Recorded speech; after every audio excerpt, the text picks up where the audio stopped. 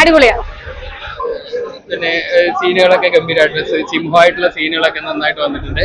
പിന്നെ അതിഗംഭീരമായ ഒരു കഥ എന്നൊന്നും പറയാനില്ല. പക്ഷെ നമുക്കൊരു തിയേറ്ററിൽ ഇരുന്ന് ഒരു 2 മണിക്കൂർ ഫ്രീ ആയിട്ട് ഇരിക്കാവുന്ന ഒരു ലൈറ്റ് ആയിട്ടുള്ള കോമഡി ആയിട്ടൊക്കെ വന്നിട്ടുണ്ട്. കുറെ നാളുകൾക്ക് ശേഷം സുരാജിന്റെ സെക്കൻഡ് ഹാഫിൽ ചില കോമഡി രംഗങ്ങളൊക്കെ വളരെ, അതുപോലെ തന്നെ ഇമോഷണൽ രംഗങ്ങളും സുരാജ് മികച്ചു നിന്നിട്ടുണ്ട്. ഒരു അതിഗംഭീര സിനിമ എന്ന് പറയാനില്ലെങ്കിലും ഒരു വൺ ടൈം വാച്ചബിളായിരിക്കുന്ന അത്യാവശ്യം കോമഡി രംഗങ്ങളൊക്കെ ഉള്ള ഒരു സിനിമയാണ് ഗിർ എന്ന സിനിമ. ചളിയല്ല, സിറ്റുവേഷണൽ കോമഡികളാണ്. അങ്ങനെയുള്ള ഒരു അവസ്ഥയിൽ ഒരാൾ വന്ന് വെട്ടാലിരിക്കുന്നത് സ്വാഭാവികമായിട്ട് ചിരി വരുന്ന രീതിയിൽ തന്നെയാണ്. ചളിയായിട്ടുള്ള കോമഡിയല്ല, ആ സിറ്റുവേഷൻ ഡയലോഗിലുള്ള കോമഡിയല്ല, സിറ്റുവേഷനിലുള്ള കോമഡിയാണ്. സുരാജ് ആണെങ്കിൽ ആ ഡയലോഗിലുള്ള കോമഡി അതാണെങ്കിലും നന്നായിട്ട് വന്നിട്ടുണ്ട്. ഒരു ഗംഭീര സിനിമ എന്ന് പറയാനില്ല, പക്ഷെ ഒരു 2 മണിക്കൂർ ടൈം പാസ് ആയിട്ട് കണ്ടിരിക്കാൻ പറ്റുന്ന ലൈറ്റ് ആയിട്ടുള്ള ഒരു കോമഡി മൂവിയാണ്.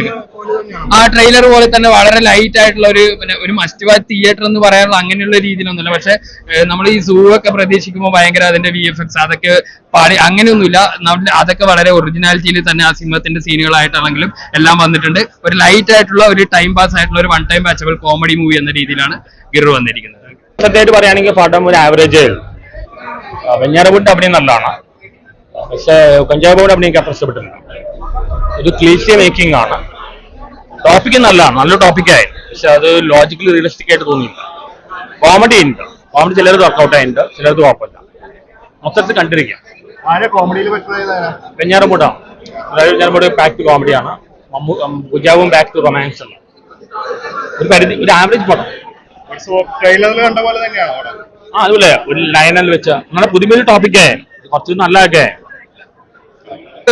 പടം. അത് കുഞ്ചാക്കോവിന്റെയും ചാക്കോച്ചന്റെയും നല്ലൊരു അഭിനയൊക്കെ ആക്ടിങ് നല്ല രീതിയിലുണ്ട്.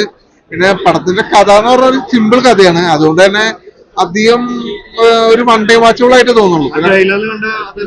അതെ, ട്രെയിലർ ഞാൻ കണ്ടിട്ടില്ല. ഒന്നാമത്തെ കാര്യം ഇതൊരു ട്രെയിലർ കണ്ടുള്ള, പക്ഷെ പടം ഞാൻ പറഞ്ഞില്ലേ ഒരു കോമഡി പടം, ഒരു വൺ ടൈം വാച്ചബിൾ ആയിട്ടുള്ള ഒരു ചെറിയൊരു പടം, അത്രേ ഉള്ളൂ. കൂടുതലൊന്നും ഇതിൽ പറയാനില്ല.